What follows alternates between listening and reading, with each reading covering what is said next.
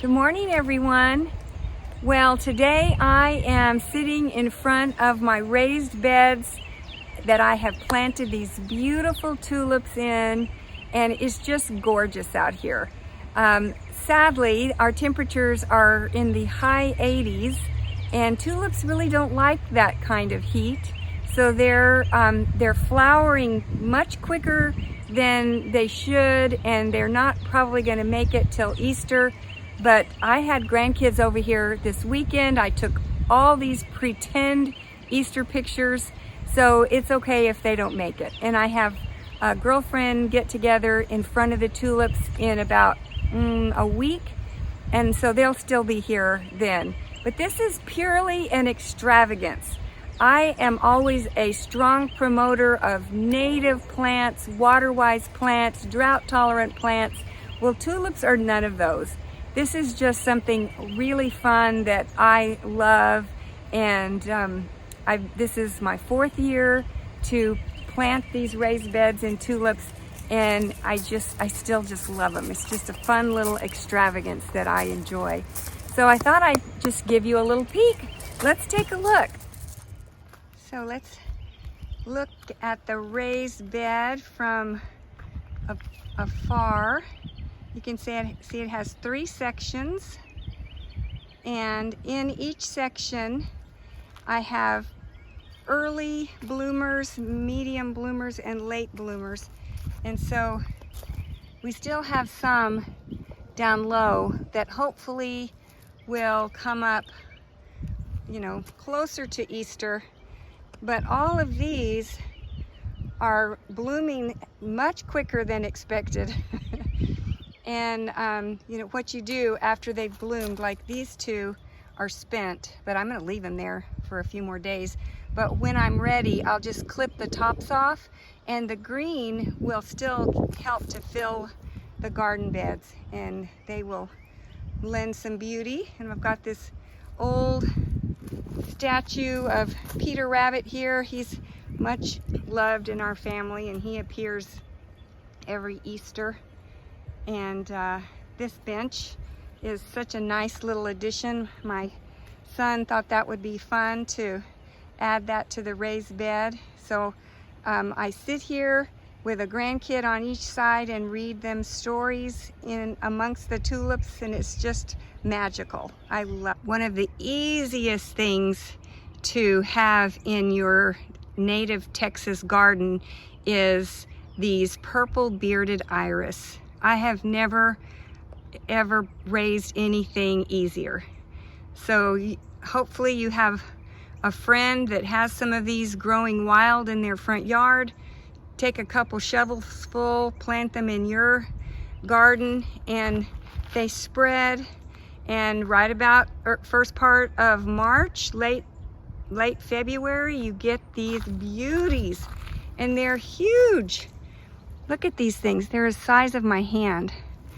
And there's lots of new buds coming up. And I have them all the way down the walkway.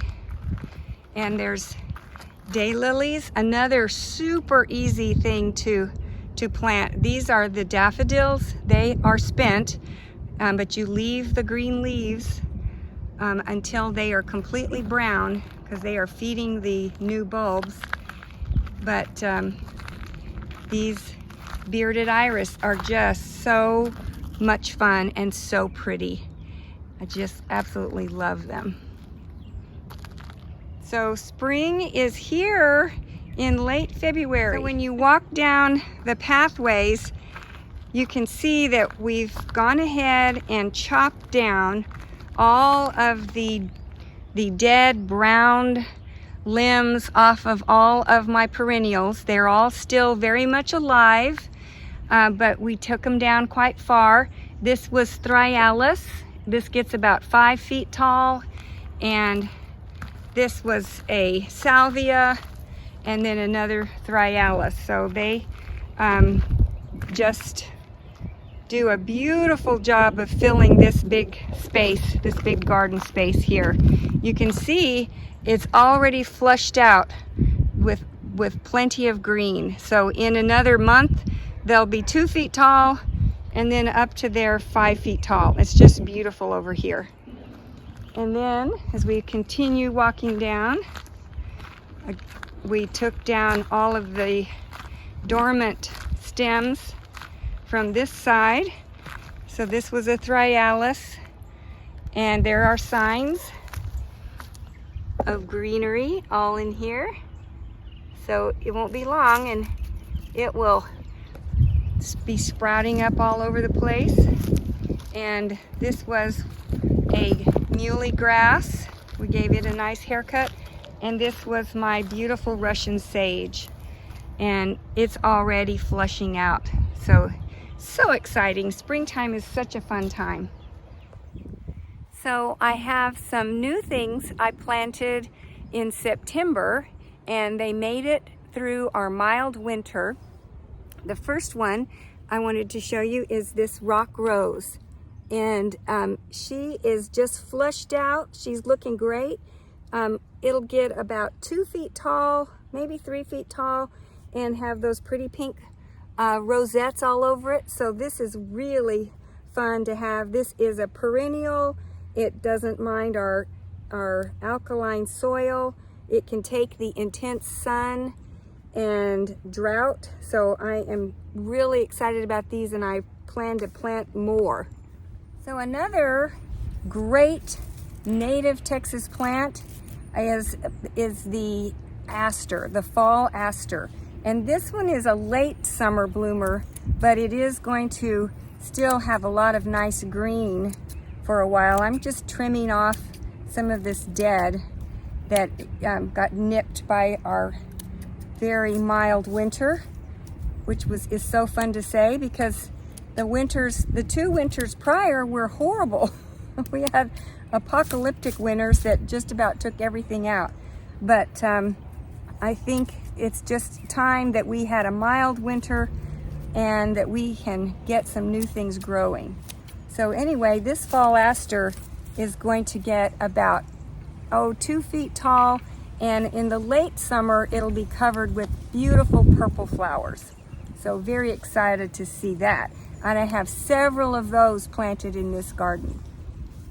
This is a Lantana that I planted very late in the fall, and I don't know if it's alive, but I'm not going to bother it. I'm just going to leave it there until possibly there will be signs of life soon. But Lantana is one of the latest things to start regrowing in the spring. So leave your Lantana alone for a while. So now we're looking at the very back of the property. This is my pollinator garden, and it doesn't look like much right now because we've come in here with the weed eater and we have completely mowed down all of the Greg's mistflower. It was all dead and brown. Wasn't dead, dormant and brown. And so look now, in just a few days, everything is popping up nice and green and gorgeous. And this is the butterflies' favorite spot. I get 20, 30 butterflies here every morning. And these two are Gara, and they get about 3 feet tall, and they're covered with these little tiny white pinwheel flowers. And then back here, this is my Pride of Barbados, and it is very slow to erupt, but it comes back every year. But it's more like in June that we'll see the Pride of Barbados come up. And then back here is a beautiful butterfly bush, and it's flush. It is just covered. Let's get a little closer to that. Usually the winters really knock this thing back, but not this year. It is just covered with green. So I'm so excited. It's a favorite of the butterflies too. It gets a really pretty purpley pink flower all over it. I have a persimmon tree out here. The previous homeowners must have planted it, or maybe a bird planted it. But if you get up close, you can see that it's erupting little green buds all over it. And it's just a really fun plant, it puts out a green ball, smaller than a golf ball, and then over a month those green balls turn into kind of a dark purple, and you can eat them, but they are quite sour, but it's still a lot of fun. The persimmon, the Texas persimmon. And beautyberry. Let's take a look at beautyberry and see if anything is erupting yet. So I usually trim this down, but I thought this year I'm gonna wait and see if buds come on this. It still seems, well, there might be some buds. This might be new buds. We'll just wait and see. So this year I'm not cutting it back really hard. One thing I am trying to do with my beautyberry is to train it to grow more upright. I saw a beautyberry at Barton Springs Nursery, and they had trained theirs to be more upright growing instead of flat out. So I've put a rebar little teepee right in the center with some string to kind of pull it forward, and I need to pull that a little tighter now that I can really see the bones of the beautyberry, because you can grow them to be a more upright form and not you know, a lazy laying down bush. So we're doing that. Video, I took some of these gorgeous daylilies. Isn't that neat how they grow kind of like a fan? And I transplanted them out here to a different garden, and they have taken, and through the winter they look like they were completely dead, but they are springing back beautifully. So there's 3 of them here. I really need to get in here and pull all these weeds so they don't have to fight for water. And if you live in Leander, you are probably as frustrated as I am with our water issues. We've been told we cannot water outside, which is really a bummer. And we need to take another look at our oak leaf hydrangea. So remember, in the wintertime, it had these kind of dead, rusty colored leaves, and those are all falling off now and being replaced by these beauties. And very soon it's going to have flowers all over it. This may be a flower bud, or it could still be more of the green leaves. Isn't that fun how underneath are those oak leaf colored leaves, and then the spring ones are these pretty green. So this is going to be about a 3 to 4 foot tall beauty. I hope this is the year that it is much more beautiful than it has been. It's just been trying to make it in our intense heat, but hopefully this year it will really thrive and fill out and look a lot more bushier. I wanted to show you what's been going on with my propagating. So if you recall, I did a video on propagating figs, and I cut the fig limb into 9 little bits, and I shaved off the ends, and I used some hormone rooting powder, and I wanted to show you what we've got. So this was the very tip, and it's doing great. But look at these. Let me get as close as I can to show you. Here's one. We have a new one here. It's got one here and here. This one, not so much. This one has a baby here. And this one's got one coming up here. So there's one over here. I really call this a success. These, I really can't see anything yet. So I have 3 that aren't showing their new buds yet, but I would say 6 out of 9 is a pretty good number of new fig trees that I'm going to have. Now I keep this in the shade. They are not ready for sun yet, and I keep them well watered until, you know, they have quite a few leaf sets on them, and then I will put them in pots and pass them around to friends. I am so excited. I'm going to put 2 of these fig trees in this bed right here. This is a new raised bed we've just put in. We don't have the dirt in it yet, So you can see it's quite deep. You dig out all your crummy soil for a raised bed, and then you fill it up. I'm going to have to put plastic against this chain link fence to hold the dirt in, but it will be a really good place to plant something.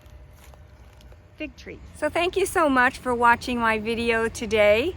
If you like this content, please like and subscribe, and please thank you so much for your sweet comments.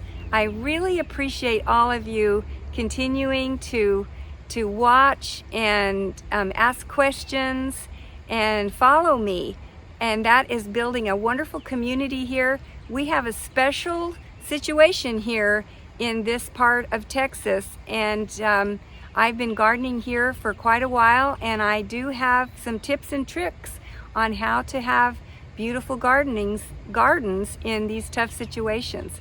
So thank you so much. I hope you get a chance to get in your garden today. It's beautiful out here. Bye-bye.